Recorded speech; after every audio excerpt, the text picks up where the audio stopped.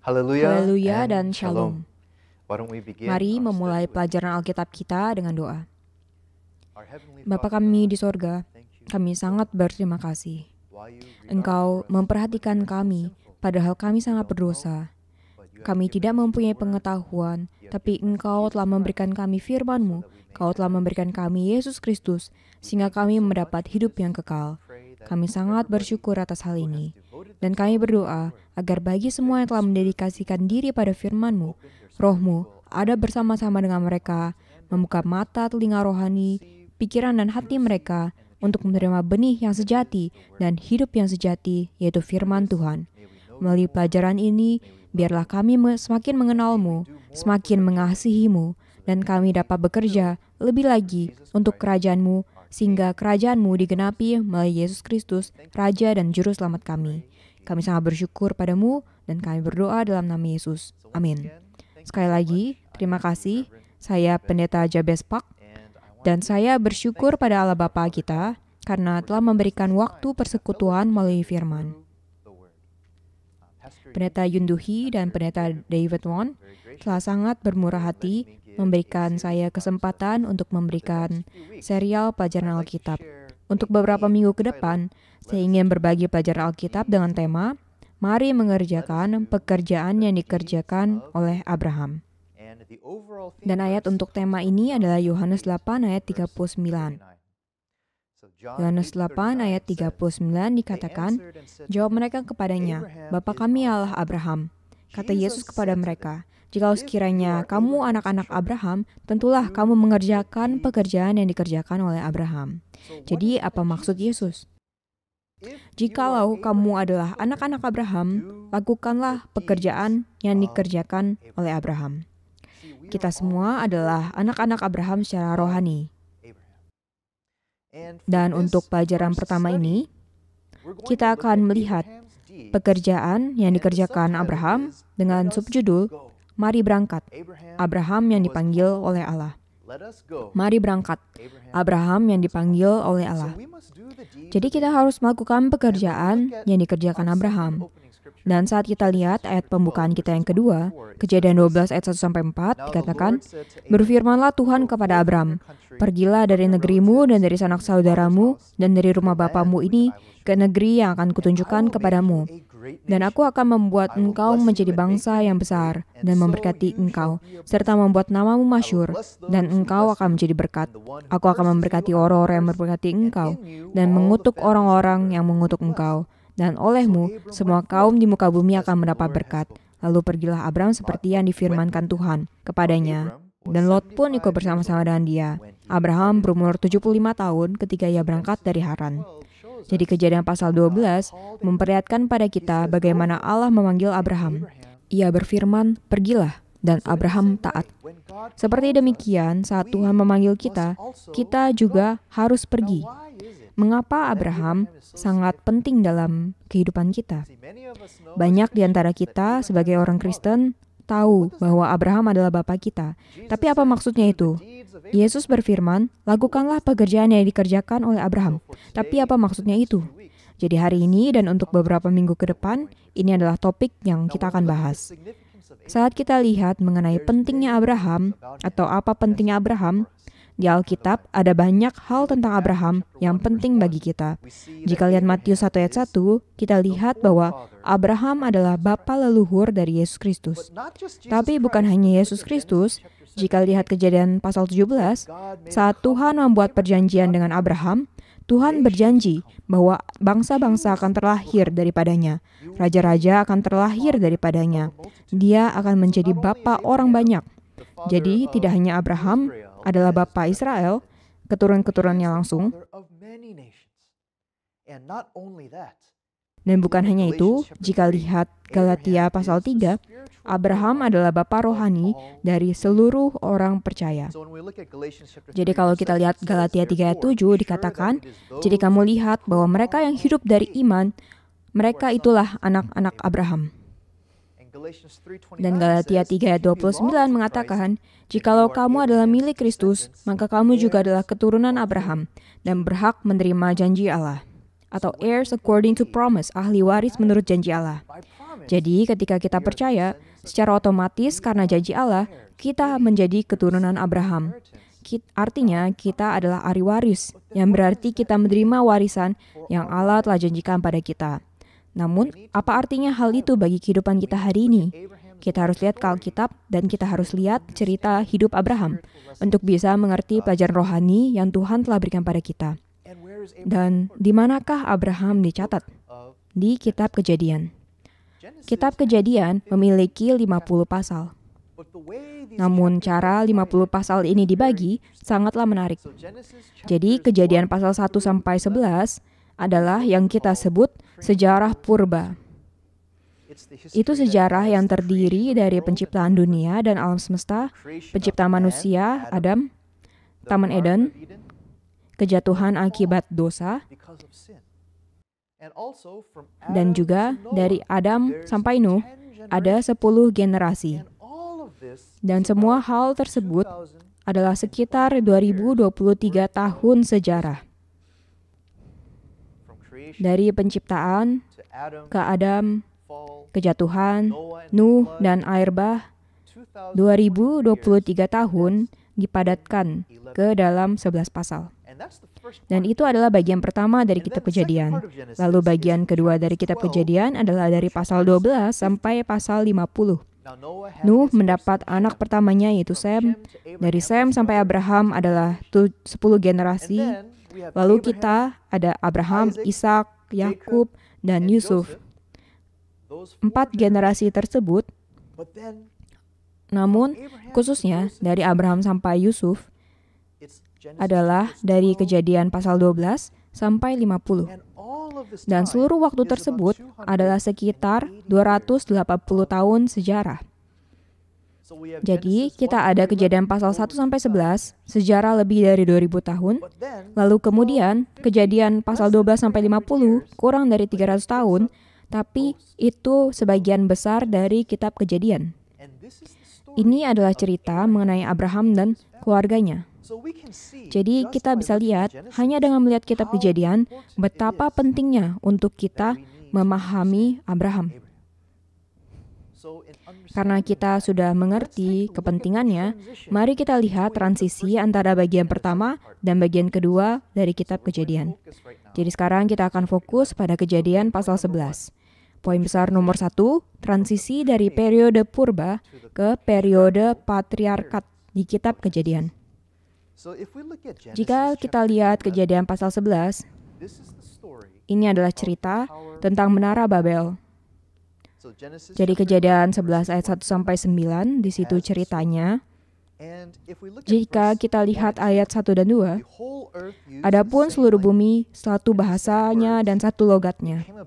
Maka berangkatlah mereka ke sebelah timur dan menjumpai tanah datar di tanah Sinear. Lalu menetaplah mereka di sana. Jadi ingatlah tempat yang bernama Sinear. Ini penting. Dan sambil mereka menetap di tanah itu, dikatakan di ayat 4 dan seterusnya, marilah kita dirikan bagi kita sebuah kota dengan sebuah menara yang puncaknya sampai ke langit. Dan marilah kita cari nama supaya kita jangan terserak ke seluruh bumi.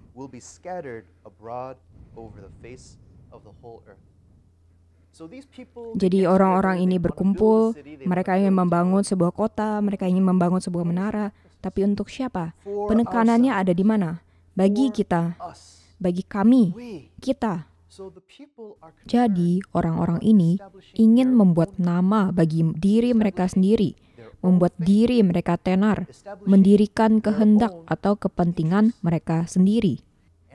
Dan mereka semua berkumpul untuk tujuan tersebut. Jika kita lihat Kejadian 11 ayat 8, di situ kita bisa lihat Tuhan turun dan Ia berfirman, orang-orang ini terlalu fokus pada diri mereka sendiri. Jadi baiklah kita turun dan mengacau bawah laukan di sana bahasa mereka dan menyerahkan mereka. Kejadian 11 ayat 8 dikatakan, demikianlah mereka diserahkan Tuhan dari situ ke seluruh bumi dan mereka berhenti mendirikan kota itu. Lihat Kejadian pasal 11. Semua orang berkumpul dan mengkhawatirkan tentang diri mereka sendiri, kuasa diri mereka, kepentingan diri mereka. Mereka bilang, Mari bangun sebuah kota untuk membuat nama bagi kita. Dan Tuhan lihat itu dan ia tidak senang. Kenapa? Karena orang-orang itu salah paham. Mereka harusnya fokus pada Tuhan, tapi malahan mereka fokus pada diri mereka sendiri. Jadi Tuhan datang ke sana, mengacau balaukan bahasa mereka. Mereka terserak dan tempat itu diberi nama Babel. Babel berarti bingung atau kacau, mengacaukan. Jadi mari kita lihat lokasinya di sini. Sinear adalah sebuah kota di Babel. Dan ini dicatat dalam sejarah dunia. Babel itu sendiri berarti kekacauan. Dan salah satu raja paling terkenal dalam sejarah Babel juga bingung atau kacau mengenai siapa sosok yang memiliki kuasa dan siapa yang layak untuk menerima penyembahan. Jadi mari kita lihat Raja Nebukadnezar cuma sebagai referensi di Daniel 4 ayat 30. Di situ Nebukadnezar berkata sesuatu mengenai dirinya. Ia sedang memandang istananya, memandang kotanya, ia memandang kerajaannya dan betapa kuatnya kerajaan itu. Dan ia berkata ini di Daniel 4 ayat 30. Bukankah itu Babel yang besar itu, yang dengan kekuatan kuasaku, untuk kemuliaan kebesaranku, telah kubangun menjadi kota kerajaan? Jadi coba kita pikirkan Babel. Mengapa orang berkumpul di Babel atau Sinear, atau dimanapun itu di kerajaan Babel? Apa yang menjadi kekhawatiran mereka? Mereka khawatir mengenai diri mereka sendiri. Seperti saat menara Babel ketika Tuhan datang dan ia menyerahkan mereka ke seluruh bumi, begitu Nebukadnezar mengatakan hal tersebut, Tuhan mendatanginya dan Tuhan mengusir dia.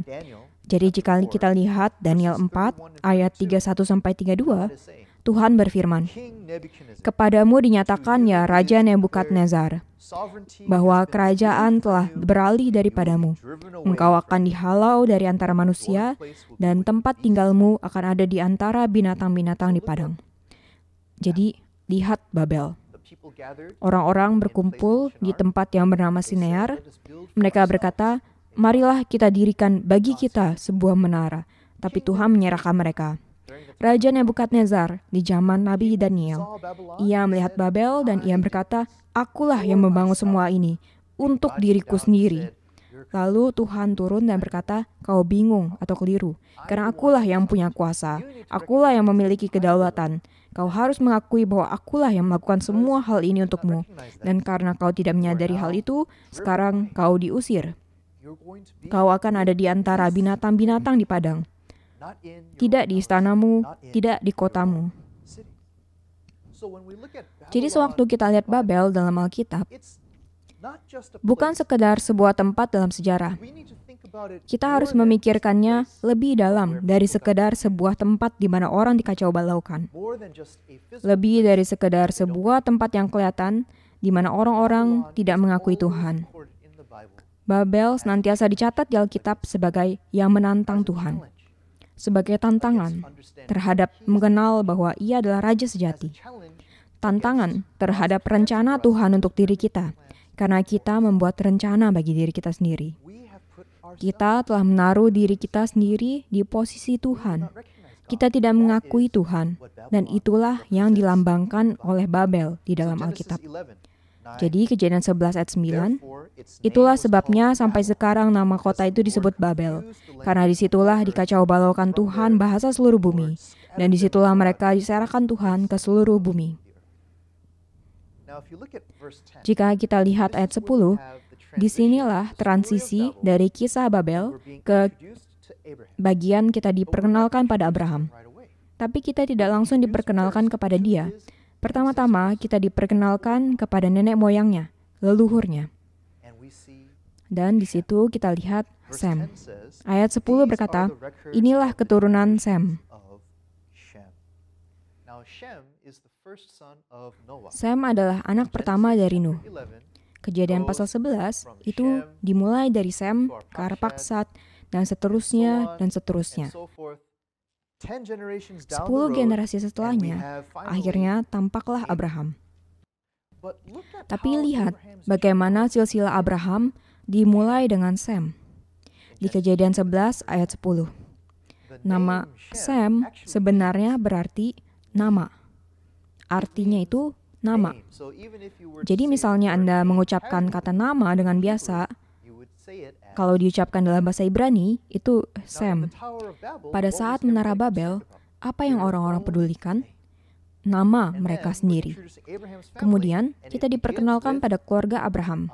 Dan itu dimulai dengan sebuah nama. Dan ini adalah silsilah yang Tuhan telah pilih untuk menggenapkan kehendak-Nya. Sehingga, poin yang ditekankan sekarang telah berubah dari nama dan reputasi manusia ke nama dan kehendak Tuhan. Jadi sambil kita beralih dari Kejadian pasal 11 ke Kejadian pasal 12, kita beranjak dari dosa-dosa manusia ke bagaimana kehendak Tuhan akan digenapi. Dan jika Anda lihat Kejadian 11 ayat 31, Terah adalah ayah Abraham.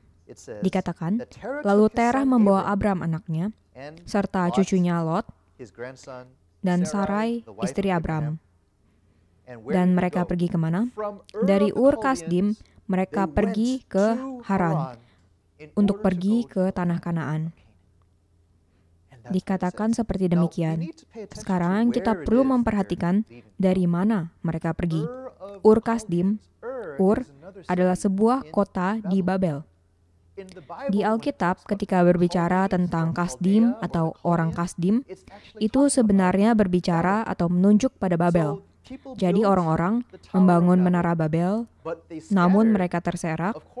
Tentu masih ada beberapa orang di area Babel. Dan bahkan para leluhur Abraham di saat itu masih tinggal di Babel. Ini adalah hal yang sangat mengejutkan. Karena itu berarti para leluhur Abraham merupakan penyembah-penyembah berhala. Mereka tidak percaya pada Tuhan dengan benar. Namun tidak semua leluhur begitu. Kita akan bicarakan ini nanti lagi. Tapi yang mengejutkan adalah bahkan Abraham sendiri ketika ia dipanggil keluar dari Babel. Dan ini adalah pelajaran yang penting bagi kita. Mengapa? Karena poin 2 besar, keberangkatan Abraham dari Babel adalah keberangkatan kita dari Babel. Jadi keberangkatan Abraham dari Babel adalah keberangkatan kita dari Babel. Abraham sebetulnya mengalami 2 kali keberangkatan. Keberangkatannya yang pertama adalah dari Ur, sebuah kota di Babel, ke Haran, yang terletak lebih utara, dan bagian dari sebuah kerajaan yang bernama Ebel. Kita bahas lebih lagi detail lain kali, tapi ini adalah bagian pertama dari keberangkatan Abraham. Jika lihat ke kisah 1, ayat pasal 7 ayat 1, kisah 7 ayat 1 dan 4, Diaken Stefanus berkhotbah mengenai Abraham. Ia berkata, "Hai saudara-saudara dan bapak-bapak, dengarkanlah, Allah yang Maha Mulia telah menampakkan dirinya kepada bapa leluhur kita Abraham, ketika ia masih di Mesopotamia, sebelum ia menetap di Haran. Dan berfirman kepadanya, keluarlah dari negerimu dan dari sanak saudaramu, dan pergilah ke negeri yang akan kutunjukkan kepadamu. Maka keluarlah ia dari negeri orang Kasdim, lalu menetap di Haran. Dan setelah ayahnya meninggal, Allah menyuruh dia pindah dari situ ke tanah ini, tempat kamu diam sekarang." Jadi kisah pasal 7 menjelaskan keberangkatan yang pertama dari Ur Kasdim ke Haran. Ayat pembuka kita, Kejadian pasal 12, sebenarnya mulai dari keberangkatan Abraham yang kedua, dari Haran ke tanah Kanaan. Kejadian 12 ayat 1, berfirmanlah Tuhan kepada Abram, pergilah dari negerimu dan dari sanak saudaramu dan dari rumah bapamu ini ke negeri yang akan kutunjukkan kepadamu. Jadi kita lihat, Tuhan menggunakan bunyi perintah yang mirip. Kecuali sewaktu Abraham meninggalkan Ur, Tuhan berfirman, keluarlah dari negerimu dan dari sanak saudaramu. Dan Abraham pergi bersama Terah ayahnya, mereka pergi ke Haran dan menetap di sana. Dan dari Haran Tuhan berfirman, pergilah dari negerimu dan dari sanak saudaramu dan dari rumah bapamu. Dan Abraham taat. Di Kejadian 12 ayat 4 dikatakan, Abraham pergi dari Haran ke tanah Kanaan. Abraham merasa senang tinggal di tempat yang ia diami saat itu. Ia sudah tetap. Hidupnya semuanya sudah beres. Keluarganya dikenal baik, punya nama baik, bisnis yang lancar. keluarga Abraham sebetulnya adalah penyembah berhala. Dan mereka membuat patung berhala-berhala bagi orang-orang di daerah itu, yang mereka jual ke mereka untuk mereka sembah. Dan Tuhan berfirman, pergilah dari tempat itu. Oke, jadi Abraham taat, tapi kemudian bagian kedua, Tuhan berfirman, pergilah dari rumah bapamu. Jadi tidak hanya Abraham harus meninggalkan tempat di mana dia sudah nyaman, tapi ia juga harus meninggalkan rumah tangga ayahnya, yang pada zaman itu tidak pernah terjadi, bahwa seseorang tiba-tiba meninggalkan keluarganya, meninggalkan sukunya. Itu adalah zaman ketika struktur keluarga sangat-sangat penting. Tapi Abraham tahu bahwa itu adalah perintah Allah, jadi dia taat. Tapi apa pelajarannya bagi kita? Semua ini adalah sejarah, tapi apa makna penebusan yang harus kita pahami? Kita telah membahas bagaimana Babel adalah lambang hal menentang Allah, tidak mengakuinya sebagai Allah yang sejati. Dan Allah berkata, kau harus meninggalkan pola pikir seperti itu. Kau harus meninggalkan penyembahan berhalamu. Kau harus meninggalkan tempat itu supaya bisa menyembahku dengan benar. Dan itulah yang Abraham lakukan dengan tepat. Abraham melakukan hal ini, meninggalkan Babel dan pergi ke tanah janji, sebetulnya tercermin dalam sejarah nyata Israel yang terjadi setelah zaman Abraham. Abraham adalah bapa bangsa, tapi kemudian ada seseorang, Daud. Dia adalah raja yang paling mereka hormati. Dan Daud memiliki seorang anak Salomo, tapi kemudian setelah Salomo, negara menjadi terbagi ke utara dan selatan. Dan ini adalah periode dosa besar dilakukan, dan pada akhirnya kedua bangsa, Israel Utara dan Yehuda Selatan dihancurkan. Dan seluruh rakyat diangkut ke Babel. Jadi Babel adalah kerajaan yang membawa orang Israel ke dalam pembuangan. Namun setelah Babel hancur, pada masa pemerintahan Koresh, Raja Persia, Raja Koresh diberikan inspirasi oleh Tuhan untuk membiarkan umat kembali. Jadi jika lihat 2 Tawarik 36 ayat 23, beginilah perintah Koresh, Raja Persia. Segala kerajaan di bumi telah dikaruniakan kepadaku oleh Tuhan Allah semesta langit. Ia menugaskan aku untuk mendirikan rumah baginya di Yerusalem yang terletak di Yehuda. Siapa di antara kamu termasuk umatnya, Tuhan Allahnya menyertainya. Dan biarlah ia berangkat pulang. Jadi dari pembuangan di Babel, kembali ke Yerusalem, kembali ke tanah Kanaan, tanah yang Allah janjikan. Hal ini terjadi beneran dalam sejarah. Tapi sekali lagi, ini adalah gambaran dari kita meninggalkan tempat dosa, penjara kegelapan, dan pergi ke janji Tuhan akan hidup kekal. Dan ini sudah digambarkan melalui hidup Abraham.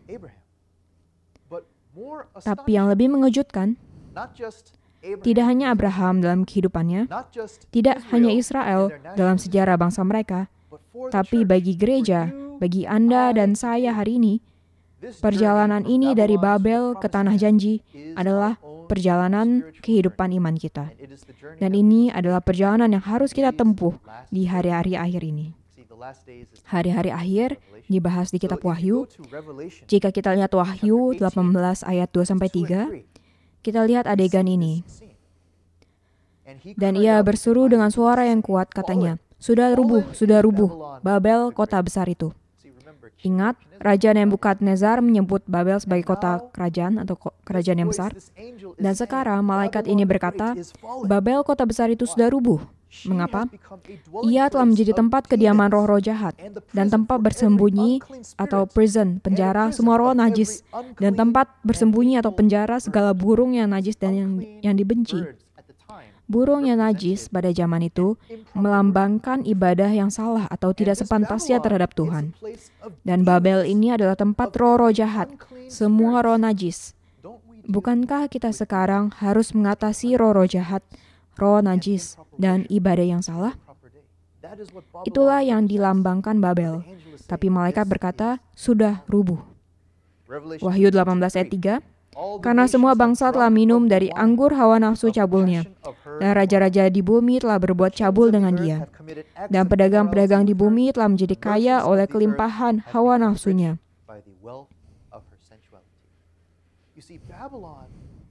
Babel digambarkan sebagai pelacur besar. Dan raja-raja, pedagang-pedagang, semua orang di bumi mengambil bagian dengan dosa dan hawa nafsu Babel. Dan itulah yang dilambangkan Babel. Tapi lihat di Wahyu 18 ayat 4 dan 5. Aku mendengar suara lain dari sorga berkata, "Pergilah kamu, hai umatku. Pergilah daripadanya supaya kamu jangan mengambil bagian dalam dosa-dosanya, dan supaya kamu jangan turut ditimpa malapetaka-malapetakanya." Betapa luar biasanya. Wahyu 18 ayat 4. Suara dari sorga berkata, "Pergilah dari Babel. Umatku, keluarlah. Jangan lagi mengambil bagian dalam dosa-dosanya." Dan bukankah Tuhan berbicara demikian pada Anda dan saya hari ini? Apakah kita mengambil bagian dalam dosa? Apakah kita mencuri? Kita berbohong? Kita curang? Apakah kita penyembah berhala, menyembah hal-hal lain selain Allah? Menyembah uang kita atau bisnis kita? Menyembah seseorang yang kita sukai atau cintai? Menyembah barang-barang milik kita? Atau menyembah selebriti, bintang olahraga atau politikus? Semua itu adalah ibadah yang salah. Semua itu adalah Babel rohani. Ini adalah hal yang harus kita khawatirkan atau pikirkan. Apakah kita telah menjadi Allah bagi diri kita sendiri? Ingat pada menara Babel di kitab Kejadian, mereka ingin membangun sebuah menara yang puncaknya sampai ke langit bagi diri mereka sendiri. Sekarang lihat Wahyu 18 ayat 5. Ini berbicara tentang Babel. Sebab dosa-dosanya telah bertimbun-timbun sampai ke langit. Dan Allah telah mengingat segala kejahatannya. Babel di Perjanjian Lama, mereka ingin membangun sebuah menara yang tinggi setinggi langit. Di Wahyu, Babel rohani, dosa-dosanya bertimbun-timbun sampai ke langit. Dan apa yang Allah lakukan? Allah memanggil umatnya keluar dari Babel. Ia turun mendatangi orang-orang yang tengah membangun menara dan menyerahkan mereka, sehingga mereka tidak bisa lagi berbuat dosa besar tersebut. Dan sekarang, bahkan Abraham, ia memanggil untuk keluar dari Babel dan pergi ke tanah janji. Sejarah Israel, karena dosa-dosa mereka dibuang ke Babel, dan mereka kembali agar ibadah yang sejati dapat dipulihkan.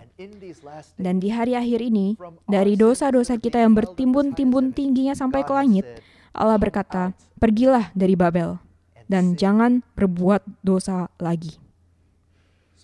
Jadi, kisah Abraham, ia dipanggil oleh Tuhan. Tuhan berfirman, "Pergilah ke negeri yang akan kutunjukkan kepadamu." Sama seperti ia memanggil Abraham, ia memanggil Anda dan saya hari ini. Mengapa? Karena kita adalah anak-anak Abraham secara rohani. Saat Yesus datang, setelah penyalibannya dan kebangkitannya, ada sebuah peristiwa besar yang disebut Pentakosta. Murid-murid Yesus dan sekitar 120 orang totalnya, mereka ke ruang atas Yohanes Markus, dan selagi mereka berdoa, apa yang terjadi? Kisah pasal 2, Roh Kudus turun ke atas mereka, dan mereka mulai berkata-kata dalam bahasa-bahasa lain. Tapi kemudian, jika kita lanjut baca, pada waktu Pentakosta tersebut, semua orang dari seluruh dunia yang diketahui di zaman itu ada di Yerusalem. Dan mereka dengar suara riuh orang-orang berkata-kata dalam bahasa-bahasa lain. Walaupun semua orang tersebut datang dari berbagai negara, mereka dengarnya seolah-olah itu berbicara dalam bahasa mereka masing-masing. Jadi, saat orang-orang membangun menara Babel, bahasa mereka dikacaukan dan mereka terserak.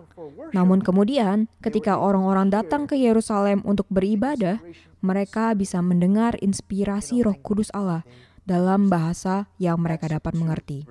Kisah 2 ayat 7-8, mereka semua tercengang-cengang dan heran. Bukankah mereka semua yang berkata-kata itu orang Galilea?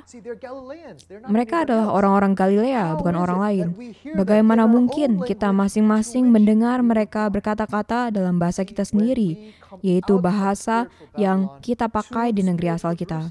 Anda lihat, saat kita keluar dari Babel rohani dan datang ke Yerusalem rohani, kita dapat mendengar bahasa dan inspirasi Roh Kudus. Tidak masalah Anda lahir di mana, tidak masalah Anda siapa, tidak masalah bagaimana Anda telah menjalani hidup sampai saat ini, tapi ketika Anda datang ke Yerusalem untuk beribadah, semua hal tersebut menjadi tidak berarti karena Anda mendengar firman Tuhan. Anda dapat mengerti dalam bahasa yang Anda mengerti. Setelah peristiwa tersebut, Petrus berkhotbah mengenai Yesus Kristus, bagaimana ia disalibkan pada kayu salib untuk dosa-dosa kita, dan orang-orang saat itu sangat terharu. Mereka bertanya padanya, apa yang harus kami lakukan? Jadi kisah 2 ayat 37-38, ketika mereka mendengar hal itu, hati mereka sangat terharu atau tertusuk. Lalu mereka bertanya kepada Petrus dan rasul-rasul yang lain, apakah yang harus kami perbuat saudara-saudara? Jawab Petrus kepada mereka, bertobatlah dan hendaklah kamu masing-masing memberi dirimu dibaptis dalam nama Yesus Kristus untuk pengampunan dosamu, dan maka kamu akan menerima karunia Roh Kudus. Di kisah 2 ayat 38 kita harus memperhatikan beberapa hal. Pertama, pertobatan. Petrus berkata, bertobatlah. Lalu apa? Dibaptis dalam nama Yesus Kristus. Pembaptisan tidak dapat dilakukan dengan cara yang biasa-biasa saja, tapi harus dilakukan dalam nama Kristus. Jadi jika Anda bandingkan ini dengan Menara Babel, apa yang mereka khawatirkan? Nama mereka sendiri. Tapi ketika kita bertobat, siapa yang kita akui? Kita akui nama Yesus Kristus. Barulah kemudian kita akan menerima Roh Kudus. Menerima Roh Kudus ini sangat penting. Mengapa? Karena jika lihat Galatia 3 ayat 14, supaya di dalam Dia, Kristus Yesus, berkat Abraham sampai kepada bangsa-bangsa lain, sehingga oleh iman kita menerima Roh yang telah dijanjikan itu. Jadi saat Anda keluar dari Babel rohani, saat Anda bertobat, saat Anda dibaptis dalam nama Yesus Kristus, saat Anda menerima Roh Kudus yang telah dijanjikan pada kita, saat Anda melakukan semua hal tersebut, apa yang terjadi? Berkat Abraham digenapi. Galatia 3 ayat 14. Kuncinya adalah iman. Kita harus percaya pada janji Allah. Jadi sebagai kesimpulan, mari kita baca sama-sama Galatia 3 ayat 27-29. Bagi semua yang menonton pelajaran Alkitab ini, tolong keluarkan Alkitab Anda dan buka Galatia 3 ayat 27-29. Dan mari kita baca ini bersama-sama. Dimanapun Anda beribadah, mari mengaku dengan suara nyaring. Galatia 3 ayat 27-29. Karena kamu semua yang dibaptis dalam Kristus telah mengenakan Kristus. Dalam hal ini, tidak ada orang Yahudi atau orang Yunani, tidak ada hamba atau orang merdeka, tidak ada laki-laki atau perempuan, karena kamu semua adalah satu di dalam Kristus Yesus. Dan jikalau kamu adalah milik Kristus, maka kamu juga adalah keturunan Abraham dan berhak menerima janji Allah. Lihat, dikatakan kita berhak menerima janji Allah, atau Inggrisnya heirs according to promise, ahli waris menurut janji Allah. Jika kita percaya dengan iman, apa yang terjadi? Berkat Abraham digenapi. Kita menerima roh, dan secara rohani kita menjadi keturunan Abraham, anak-anak Abraham. Warisan yang Allah janjikan kepada kita melalui Abraham akan digenapi.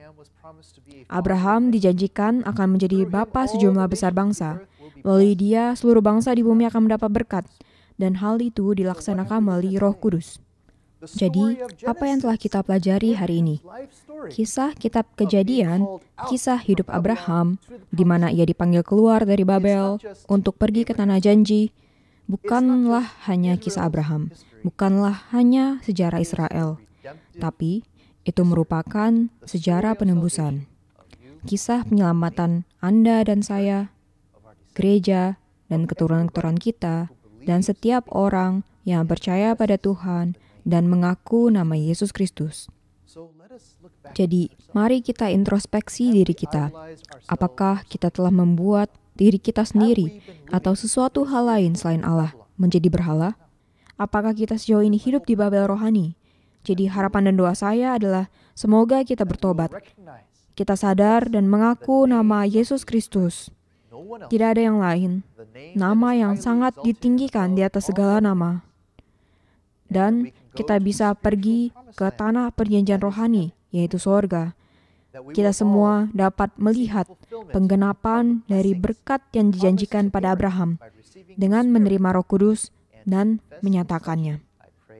Saya berdoa semua hal ini dalam nama Tuhan. Amin. Mari kita berdoa. Bapa kami yang di sorga, kami sangat berterima kasih. Kami telah melihat bahwa untuk menjadi anak Abraham bukanlah sekedar hal yang bagus untuk diucapkan sebagai orang Kristen, tapi merupakan janji yang menggenapi kehendak Allah. Allah Bapa, mohon ampunilah kami jika kami sejauh ini telah hidup di Babel rohani. Jika kami telah lebih peduli tentang reputasi kami, keuangan kami, keuntungan kami, kepentingan kami, dan kami tidak memikirkan gereja-Mu dan kerajaan-Mu dan nama-Mu. Mohon ampunilah kami dari dosa-dosa kami. Karuniakanlah kepada kami roh pertobatan, ya Allah Bapa, sehingga kami bisa mengaku nama Yesus Kristus, untuk menerima Roh Kudus, untuk mengerti Alkitab dan kesaksiannya, bahwa Kau ingin memberkati kami dengan berkat Abraham. Dengan percaya pada Yesus Kristus, biarlah berkat tersebut digenapi dalam kami. Bantu kami untuk mengingat semua berkat ini bukanlah milik kami sendiri, tapi itu semua berasal daripada-Mu, sehingga kami dapat memberikannya kembali kepadamu, dan bahwa semua hal ini adalah bagi-Mu. Dalam hal ini Allah Bapa, kiranya kami mendapat hidup kekal dengan memasuki kerajaan-Mu, tanah perjanjian. Kiranya kami dipanggil keluar dan pergi dari Babel rohani ke tanah janji, sehingga kehendak-Mu yang sempurna dapat digenapi dalam hidup kami. Kami sangat bersyukur, kami berdoa dalam nama Yesus Kristus. Amin. Terima kasih banyak. Tuhan memberkati. Haleluya dan shalom.